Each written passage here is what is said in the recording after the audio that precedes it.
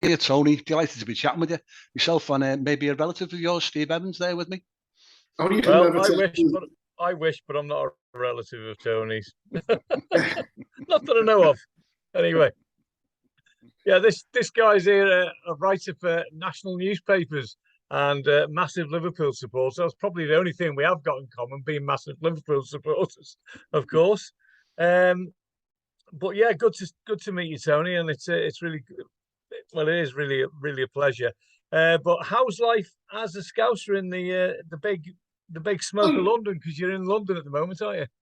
Yeah. I've been in London for now, 25 years. I came down here bizarrely to work for Chelsea, and because I was Chelsea.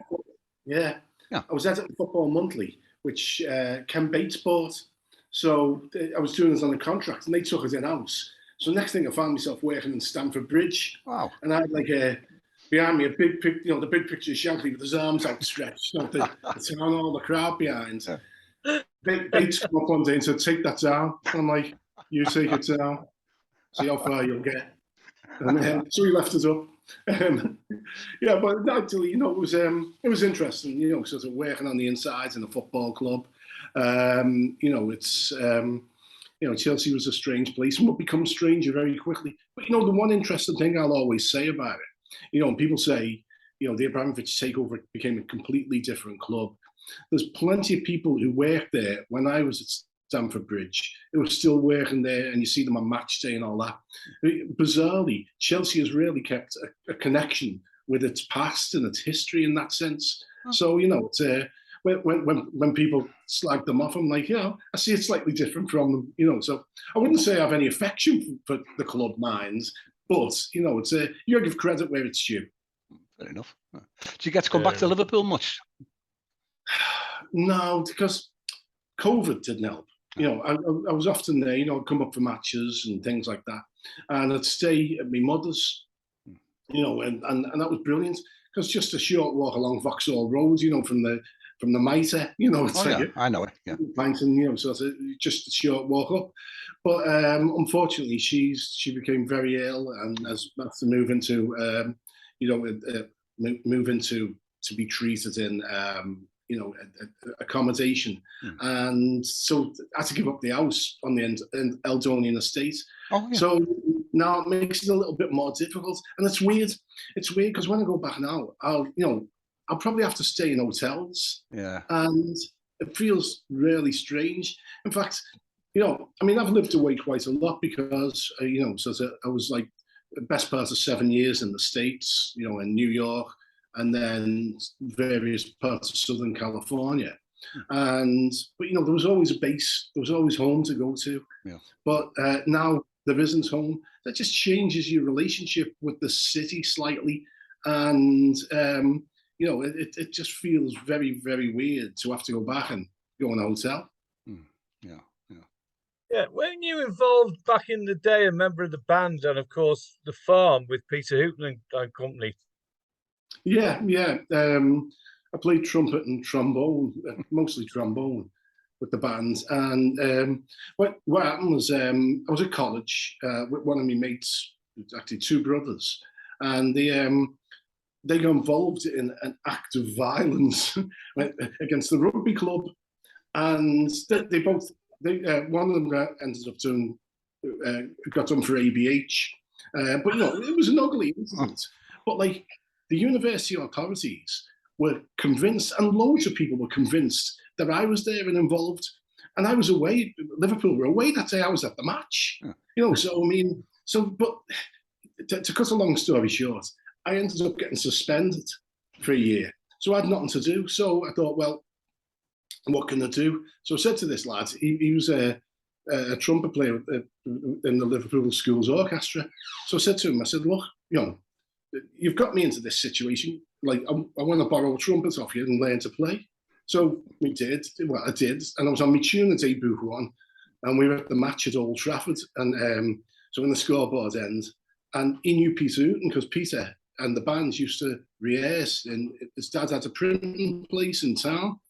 And Peter said to him, "You're like, do you want to come along and put some trumpets on it? So I said, so I'm standing there, like not party to the conversation. So he goes, yeah. He goes, he'll come as well with a section. And I'm like, you what? So about 3 weeks later, I found myself on stage at the Masonic, and that was fine. About 6 people there. And then a month later, I'm on stage at the Empire, supporting the Style Council with a full house. It was like, wow. And still on tune at debut one. Brilliant. Amazing, that. It is. So, Tony, you've had a long career in sports journalism. Can you tell us how you started in that way back? Is this after your college course? No, it's actually not really that long in terms of, it wasn't something I got into when I was a kid. It was after Hillsborough, I kind of ran away and went back to the States, so just lived, so because you don't realise until afterwards, that you're having a nervous breakdown. But I went to live in California. I was working on the building sites, and that was all right. But I was there one day, and I was like 29, and I thought to myself, what are you going to do with your life? This is all right now, but what are you going to do when you're 50? So I thought, you know what? I'll be a writer.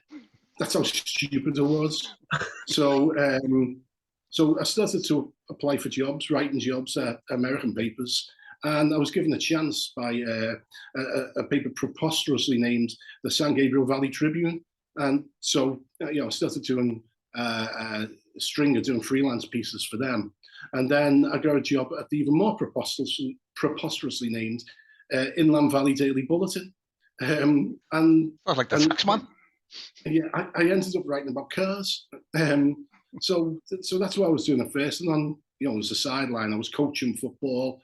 I'm writing about football, and then when I come back to the UK in the mid '90s, the first proper job I got was editing First Down, the American football weekly newspaper, and that was because I'd done some pieces on high school games for the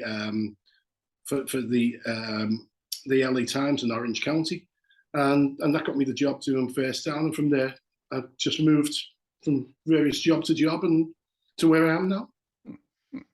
Okay. Oh, amazing. So when did you write your first book about Liverpool Football Club? And of course, did that also contradict with your times with the Times newspaper? Did they have an issue with that because you're a massive Liverpool fan? No, not at all. I mean, you know what, when you go into journalism, and and it becomes a job, you get to be a little bit dispassionate about it. It's I mean, for example, when I went to match, sort of going to all the away games in the 80s, going on the Cop, it's one of them, you've mostly been at the ale house with your mates, you've had a few pints, and you're wrapped up in it. When you're writing about it sober, because it's your work, you see things differently, sort of like, and it's always like amazed me. I'd be standing on the Cop and like, say, Ian Rush, for example, I'd be offside by about 5 yards. The linesman puts his flag up. Everyone around me go, he was never off. And you're like, you can see from here behind the goal, he's off. So I always had that in me, it's like, and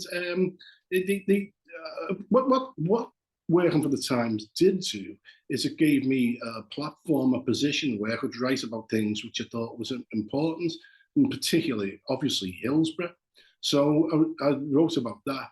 And the book Far Foreign Land, that come about because we played, obviously, on the run up to Istanbul, we played Juventus, and that threw up a lot of stuff from the past, and I thought, quite a few people asked me to do a book after Istanbul because the position I was in. I was deputy football editor at the Times, but like I didn't want to write the book that they wanted. They wanted to write a Istanbul was great, best thing that's ever happened in football. It's wonderful.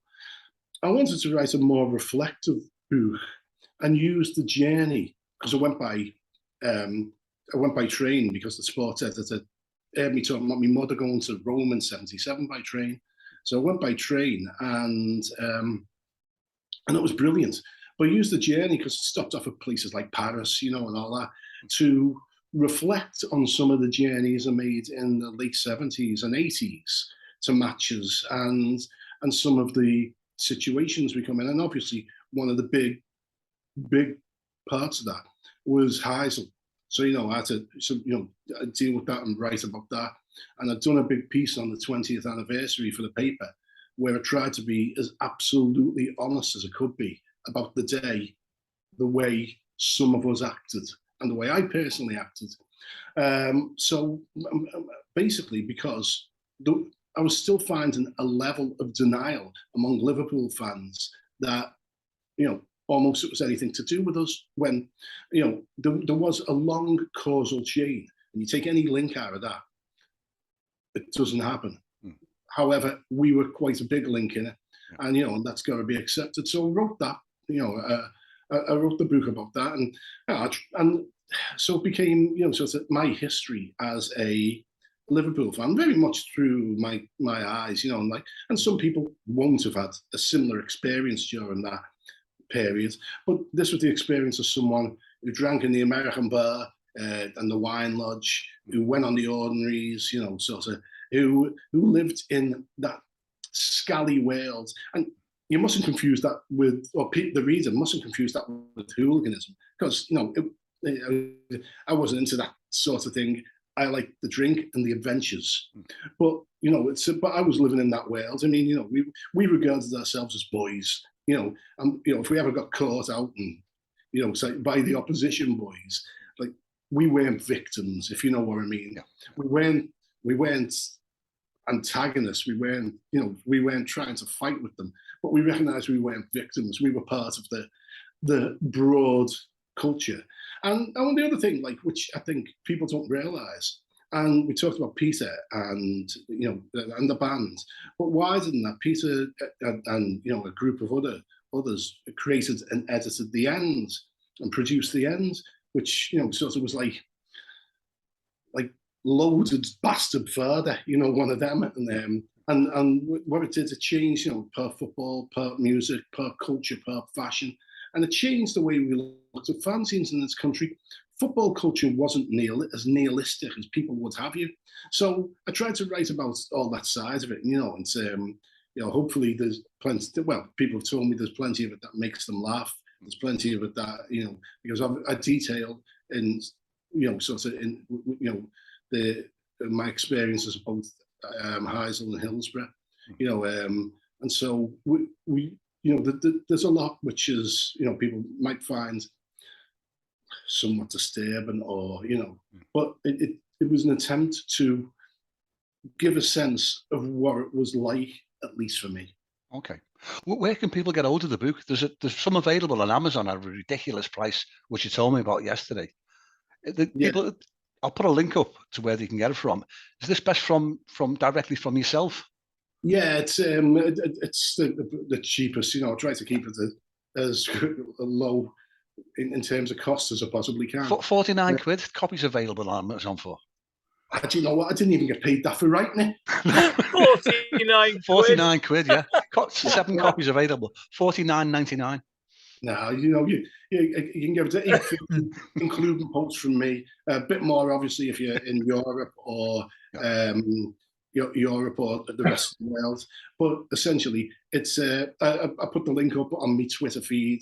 Every sort of, it depends on my mood. Sort of. Yeah. But I'll put it up every few days or every few weeks, and people can get it there. It's I think that apart from the overpriced Amazon type of place, is the only place really you can get it realistically these days. Okay. Yeah. Interestingly, we're just talking about Heysel and what you've been talking about there. You did a piece or a question and answer session with, I think it was Nick Miller, Vox in the Box, isn't it? And you talk quite a lot there about Heysel and the comparisons. And I think you mentioned in that about Liverpool Man United game, Goodison, which is probably far worse. And did you mean it got less publicity, or something like that, or it could have escalated into a Heysel? Is that what you meant, or? No. What I meant is that there was some violence at Heysel, and it's and particularly when sort of the Juventus fans poured out their ends, and and there was, but there were very considering the fatalities, there were very few punches thrown. That day at Goodison for the semi-final was the worst I've ever seen. People lost the sense of humanity. The things that people were doing to each other, just because they were from different cities and supported different football teams, were just unbelievable. The golf balls with the nails hammered through, magnesium flares fired at close range, Stanley knife was the weapon of choice, and the whole city was like, in chaos. Walking up Welton Lane to go to the match, the pubs looked like they'd been shelled. It's shelled. It's no exaggeration to say that it looked like a war zone. The way people had been behaving, smashing places up, and inside the ground was fighting in every section. And I mean, not just. I think young people in particular don't realise just how violent British society was 40, 50 years ago, and the year between Rome, where we were, again, which I write about in Far Foreign Land, where we were very badly brutalised, and Heysel, was the most violent year I experienced in my life. I mean, not personally for me, I wasn't involved in, sort of barely any, but like just, you'd be sitting watching the telly. There'd be rioting on the miners' strike at Orgreave. There'd be, Belfast and Derry were in flames, and there'd be kids throwing petrol bombs. Millwall rioted at Luton, football violence everywhere. It's like the whole country seemed not too far actually from how it is now, without the violence. Like sort of, it turned in on itself and expressing their anger through violence. And it was a terrible, terrible year. And that I actually come away that night. I met my mate Big Al in the Yankee on Lime Street, and that was like, sort of the place was bouncing, but in a really, really ugly manner. And we walked down and we went to the down. We went to the Beehive and had a drink there, and we were sitting in there, and like I said to him, it's all gone too far. We've all got to take a step back. I said, this is just no good. And he was like, yeah, and town was just rancid. You could feel the anger and the aggression. And it wasn't usually like that. There's loads of myths about Liverpool, and in the 80s in particular, there was a myth that Liverpool was a violent city, but you barely saw any fights when you're out in town. I went out in Wigan once, and I went out in Blackburn once on a Friday and Saturday nights. I couldn't believe what I was seeing. Everyone was killing each other. It didn't happen in Liverpool much. Obviously the isolated instance, but generally it was a safe and happy place to drink. But that night it was, and we played them in the replay, and they won. United won, and everyone seemed to have stepped back from the brink at Main Road. It wasn't as bad. I think the realization that this was gone beyond rivalry and even beyond hooliganism. It was one of those days. You're often there, like you'd often there. He's always there, like when you go to away games. Like no civilians today. They're attacking women and children, and it was never true. It was like it was always people trying to ramp up the mood and the fear. That day was the closest I've ever seen to a no civilians day, and I'm glad I've never experienced anything like it again. Yeah, good. All right, nice one. I understand a bit more now. Thanks for that, Tony. Yeah, great. Yeah. Tony, on a brighter note, moving forward, your latest book, it's a novel, Good Guys Lost. You've connected with Northodox Press, and this is due out in November. Can you tell us a bit about the book? You've sent me an advance copy, which I intended to finish off this weekend, but we've called our chat a bit early. But I think it's absolutely brilliant beginning. It's authentic. It's someone who's been there, life in Liverpool, the characters, the city, the places in the 60s and the 70s. I think it's brilliant. Tell us about it. Well, it's been a long time in the writing, really. It's actually inspired, of all things, by watching I'm a Celebrity, Get Me Out of Here. And they had John Lydon on it and Katie Price. And Lydon, Johnny Rotten, I Am the Antichrist. And Katie Price. Lydon recognises responsibilities to everyone around him.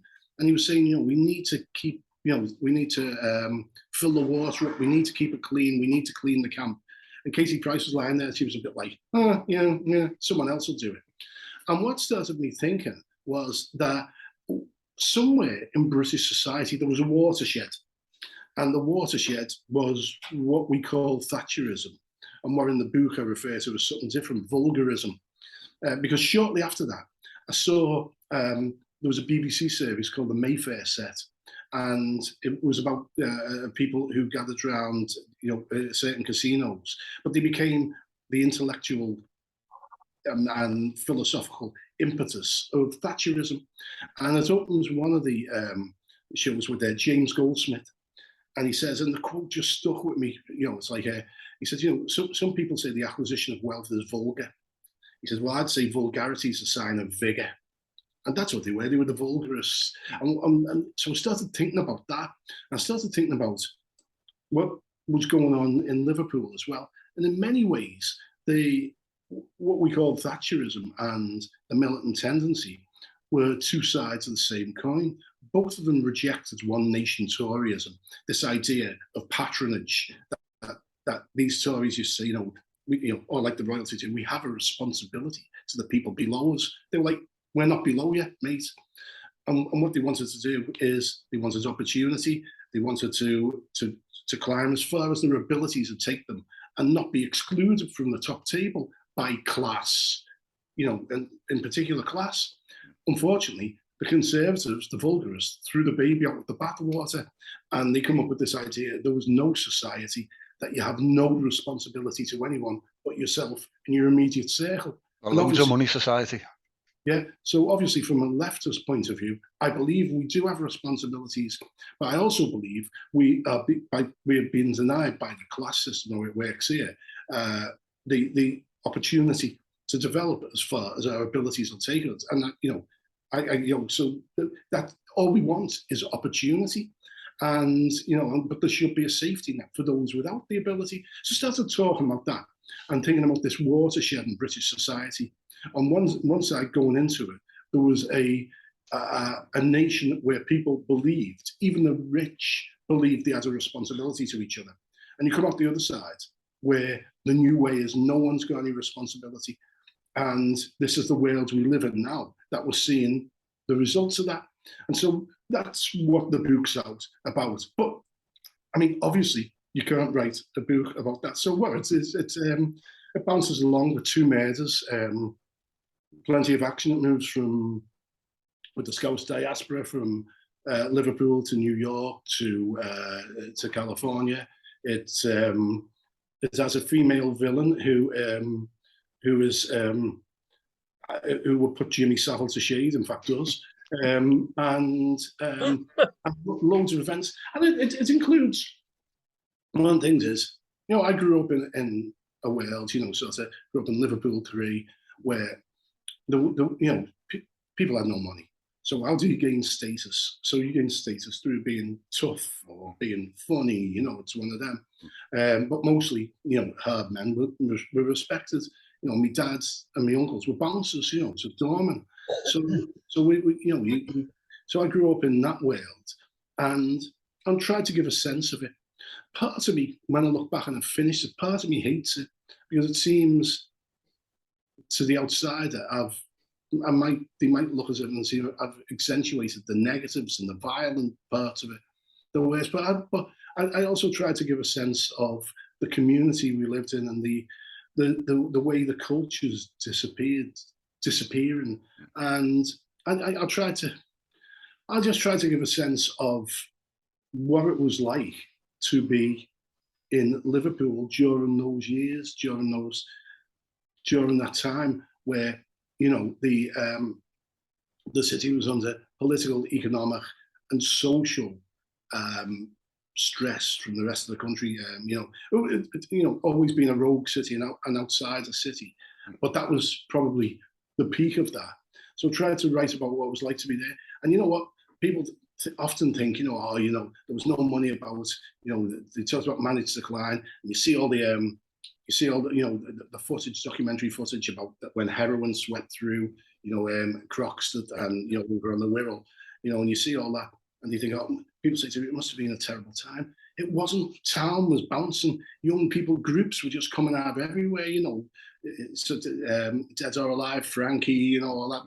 The Farm, Come Up the Lars, you know, and everyone seemed to be trying to do something creative, you know. And the city was buzzing, you know, and it's. I tried to get a sense of all that in, you know. So hopefully people will enjoy it. But most of all, I tried to write again as honestly as I can about the city as seen through my eyes, and some of it will obviously look as a negative to someone.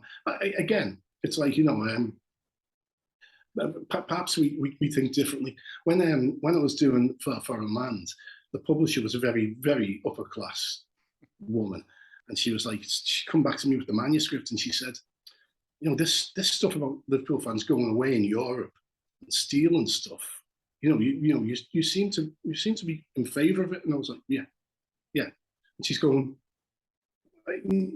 so what you're telling the world that you actually approve of theft? And I was like, yeah, in the circumstances, as long as not people from people who can't afford it, you know, it's when what's the problem? Like, you couldn't believe it. We do think differently, you know. There is in a lot of the you know, the stereotypes, you know what do you call a Scouse in a suit that defends, and in a lot of that there is a, you know, we I'm saying we, and a lot of people might think that's too broad, but certainly in the circles I mixed in, we felt at times outside the, you know, the mainstream, and even to a point of being outside their laws. You know, it's like and there's a lot of things that, you know, I mean, like round ours, there were fellas who, and in the 80s there was no work. So what they did, they shoplifted professionally, and you know, they turn up at our house. You know, they knew me waist size and my shoe size. Turn up, knock on the door, and they go, got a lovely pair of suede boots for you, Tony.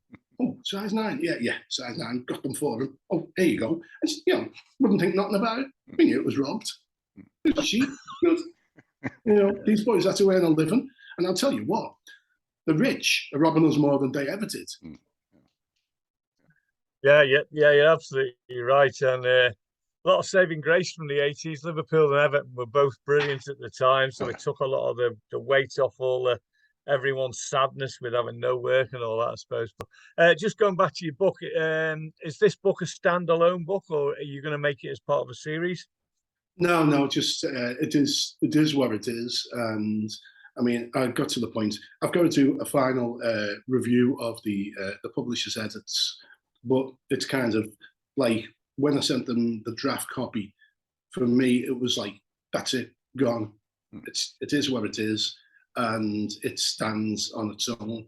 You know, I mean, the only thing I did think of is, and because I had years ago done something that might work as a prequel about life in Britain between life in Liverpool between 1905 and the beginning of the First World War. You know, it's you know, because like down the road from us, you know, that's where that's where the troops on Vauxhall Road shot. You know, it shot the 2 people during the strike, and Churchill said the gunship up the Mersey, didn't he, to sort of fire on the strikers. And so you know, and during that time there was huge sectarian upheaval, and you know, it's I spoke to one academic and said, like, Liverpool was the more likely spark to set off a civil war than Belfast was at that point. So it's, you know, so, but I'm kind of past. I don't know. That's something for the future. But for now, it is what it is. As a writer, then, Tony, what advice would you give to a new writer or somebody who wants to get into writing? You know, from your Times work and your publishing work. So, how would you best say they approach it if you're writing? Well, the first thing to do is, I was, you know, obviously read a lot of other writers, see you do, but more than anything, read your own stuff back. If it isn't crystal clear to you, then the reader will be confused. And there's lots of people who write and they don't read it back and they don't get it. So I'd say that it's a tough world to crack in many ways. You know, I mean, one of the things approaching publishers, some of the, and you know, and I've got a track record. I've got a certain amount of credentials. You know, I've been the football editor of the Times, and I'm published regularly in the papers and do quite a bit of broadcasting. So you'd think, oh, you know, but sometimes some of the contempt with which I've been treated with was mind-boggling. You know, and you think to yourself, what must it be like for people without any, you know, any credentials, you know? So I think that's certainly true of the publishing industry. So you've got to be persistent. You've got to be able to take rejection, you know. And I'd say write what you know about, and you know, and if you want to get into an area, you know, it's like any area, whether you want to get into football, whether you want to get into politics, the most important thing is contacts. Information is what we've got. Any fool can write. I could take anyone in the world and teach them how to write a piece and get it in a national newspaper. You know, by the end of the day, it's really easy to write. The fundamentals. I mean, I don't. You know, people say, oh, you know, I couldn't do that. Yeah, you could. The basic mechanics. Once you teach people how to do that, it's easy. Right? What is hard is making it worthwhile to read. And the best way to do that is tell people stuff they don't know. And that's what journalism is. So you make contacts. I mean, I spend an awful lot of the time on the phone to people within, you know, the football, and, you know, my